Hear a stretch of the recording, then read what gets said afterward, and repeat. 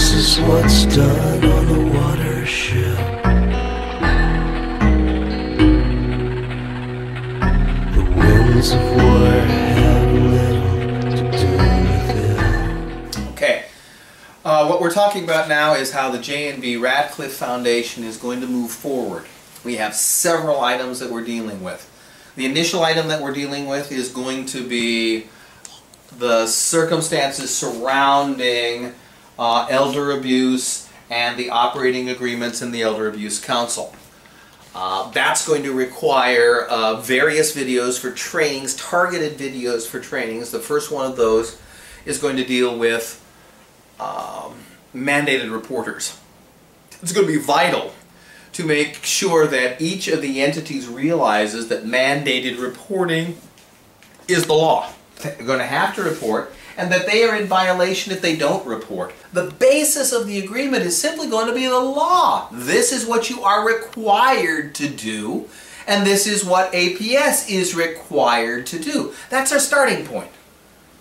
So that ought to be clearly acceptable to the various parties at this point. It just implements what's exactly statutory language and says, we're going to do what the statute requires.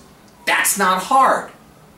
Now the next step is saying, okay, if we're going to be doing what the statute requires, are there other things that we can agree on that are going to make it work better? And that's when we're looking about interfacing between police, prosecutor, financial institutions, APS, AEA, talking about perhaps going beyond the statute as a community to say, you know, this is what's going to be required, but we're willing to agree to this also because we think it's going to make it easier to go back and forth. And that's what we're looking at as the first aspect of the Kauai Elder Abuse Council. You just went on as if nothing had happened. I wanted to leave. I kept it to myself.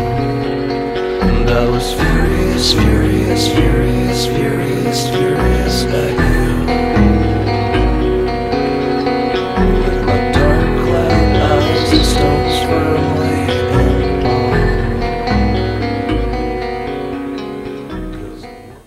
Later on, we're looking toward a prophylactic aspect, whether or not that as a group we can target scams that are coming and spread out information as far as that's concerned. And that sometimes is as easy as making our employees aware of an existing scam, shooting it out on the list that we have at that point, and or as sophisticated as actually making a targeted presentation, a video, a brochure, even a letter that goes out to the individual entity saying, this is what you have to be working. These sorts of things are preying on our seniors right now. Let's get the word out and save the senior from being taken advantage of.